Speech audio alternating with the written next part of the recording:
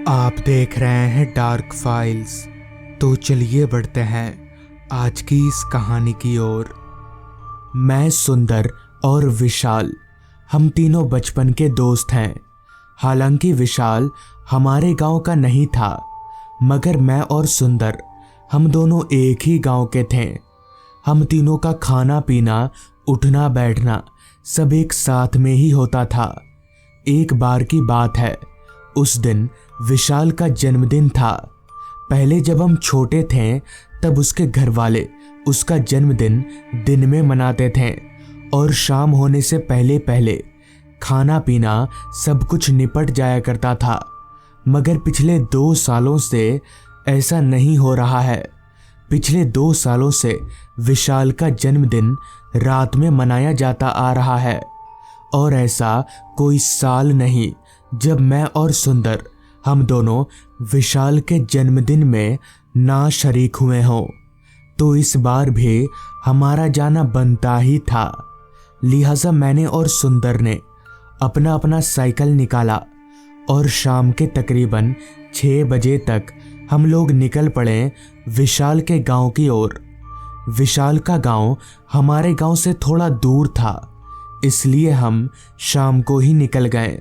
घर वालों ने पहले ही चेतावनी दे दी थी कि अगर लौटने में ज्यादा रात हुई तो विशाल के घर में ही रुक जाना। मगर हम घर वालों की बात कहाँ सुनने वाले थे। खैर, कुछ ही देर में हम लोग विशाल के घर पहुंच गए। ऐसा नहीं था कि हम सिर्फ 2 लोग ही उसके दोस्त थे। वहां पर उसके गांव के काफी सारे लड़के मौजूद थे। धीरे धीरे सारा कार्यक्रम शुरू हुआ और रात के 9 बजे तक खत्म भी हो गया। विशाल के घर पर अब सिर्फ हम 2 दोस्त ही मौजूद थे। हम ये सोच रहे थे कि अब क्या करना चाहिए। घर के लिए निकलना चाहिए या फिर आज की रात घर वालों की बात मानकर विशाल के घर में ही रुक जाना चाहिए। हमें कुछ समझ में नहीं आ रहा था। मगर तभी सुंदर ने मुझसे कहा, भाई चल घर चलते हैं। विशाल के इतने सारे रिश्तेदार हैं यहाँ पर, हम कहाँ रहेंगे। चल साइड से निकल लेते हैं। सुंदर की बात तो ठीक ही थी। विशाल के काफी सारे रिश्तेदार आए हुए थे। ऐसे में हमारा वहां रुकना ठीक नहीं होता।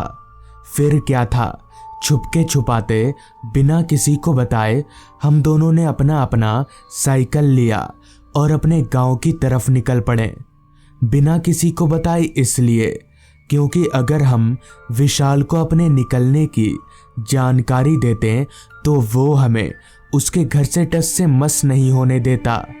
खैर, रास्ते पर हम दोनों के अलावा तीसरा कोई शख्स नजर नहीं आ रहा था, और क्योंकि बात काफी पुरानी है इसलिए रास्ते का ये नज़ारा लाजमी ही था। रास्ते के अगल बगल जंगल होने के कारण रात कीड़ों की आवाज़ लगातार हमारे कानों में आए जा रही थी। साथ ही साथ मौसम के हालात भी कुछ खास ठीक नहीं लग रहे थे। बीच बीच में बिजलियां चमक रही थी और साथ ही साथ बादल भी गरज रहे थे। इतने में ही सुंदर ने मुझसे कहा, भाई जरा जल्दी पैर चला, कहीं बारिश आ गई तो लेने के देने पड़ जाएंगे। इस जंगल में कहाँ रुकेंगे हम लोग। इस पर मैंने अपना सिर हाँ में हिलाते हुए पैरों की रफ्तार को तेज कर दिया और तेजी से पेडल मारने लगा। मगर कहते हैं ना, हम जो चाहते हैं वो कभी नहीं होता। हम तेजी से कुछ आगे गए ही थे कि तभी हमसे भी ज्यादा तेजी से बारिश ने हमला बोल दिया। सब कुछ इतना अचानक हुआ कि हमें संभलने का जरा भी मौका नहीं मिला, और ना ही सुंदर को। उस वक्त हमें कुछ सूझा नहीं तो हम रास्ते के किनारे एक पेड़ के नीचे जाकर खड़े हो गए। बारिश बहुत ही तेजी से बरसे जा रही थी और साथ ही साथ बादलों की गर्जन उस माहौल में डर घोल दे रही थी।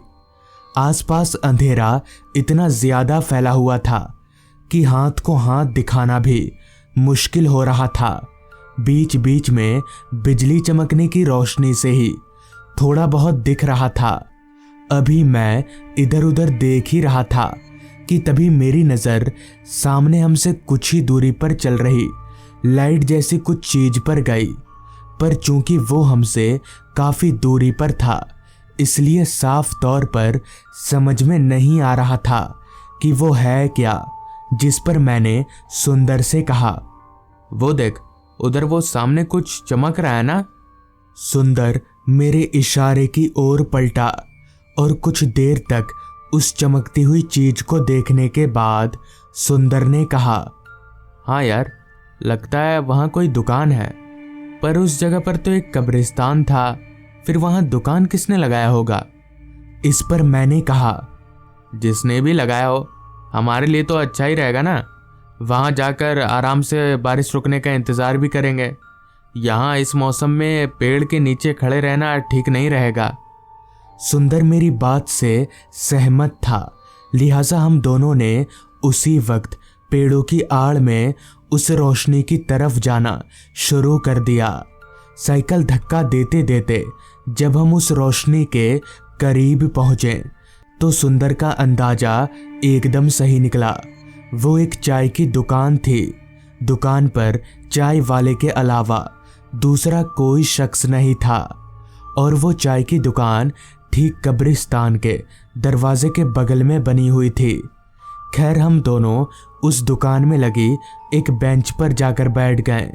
दुकान की छत टीन की शेड से बनी हुई थी, जिस वजह से बारिश के तेज बूंदों की आवाज हमारे कानों में चुभ सी रही थी। अभी मैं आसपास देख ही रहा था कि तभी सुंदर ने मेरे कानों में फुसफुसाते हुए कहा, भाई ये चाय वाला चाय क्यों बना रहा है? यहाँ पर तो इसकी चाय पीने वाला कोई है ही नहीं। इस पर मैंने धीरे से सुंदर को चुप रहने का इशारा किया, क्योंकि हमें इससे कोई लेना देना नहीं था। अभी हम दोनों चुपचाप वहां बैठे ही थे कि तभी कब्रिस्तान के अंदर से चलते हुए एक आदमी चाय की दुकान पर आया और चाय वाले से कहा, बन गई चाय? तब से इंतजार कर रहे हैं हम लोग, लाइए। इस पर उस चाय वाले ने कहा, हाँ हाँ बन गई, अभी केतली में डालकर देता हूँ। मुझे काफी हैरानी हुई कि आखिर ये आदमी कब्रिस्तान के अंदर से कहां से आया, ये कब्रिस्तान के अंदर क्या कर रहा था और ये किन लोगों के लिए चाय ले जा रहा है। मेरे सारे सवाल जहन में घूमने लगे। खैर, उस चाय वाले ने उस आदमी को केतली में चाय डालकर दिया और वो आदमी चाय लेकर कब्रिस्तान के अंदर चला गया। उस आदमी के जाते ही चाय वाले ने हम दोनों की तरफ देखा और हमसे कहा, चाय पिएंगे साहब? चाय वाले की बात पर हम दोनों ने अपना सिर ना में हिलाया। मैंने सोचा यही अच्छा मौका है, चाय वाले से पूछता हूँ कि आखिर वो आदमी था कौन। जिस पर मैंने चाय वाले के करीब जाते हुए कहा, भाई साहब, वो आदमी कौन था जो अभी चाय लेकर कब्रिस्तान के अंदर गया? इस पर उस चाय वाले ने कहा, वो तो कब्रिस्तान में ही रहता है, वो अकेला नहीं है, बहुत से लोग हैं उसके साथ। दिन भर सब सोते रहते हैं और रात को जागते हैं। ये सुनकर मुझे काफी हैरानी हुई कि आखिर ये चाय वाला किन लोगों की बात कर रहा है। अभी मैं उस चाय वाले से दोबारा पूछने जा ही रहा था कि तभी कब्रिस्तान के अंदर से एक आवाज आई, सुरेश, ये ले तेरी केतली। और इसी आवाज के साथ कब्रिस्तान के अंदर से एक लंबा हाथ बाहर निकला। उस हाथ की कलाई में केतली थी। मैं ठिठक कर एकदम से पीछे हट गया। मेरा दिमाग सुन्न सा हो गया था।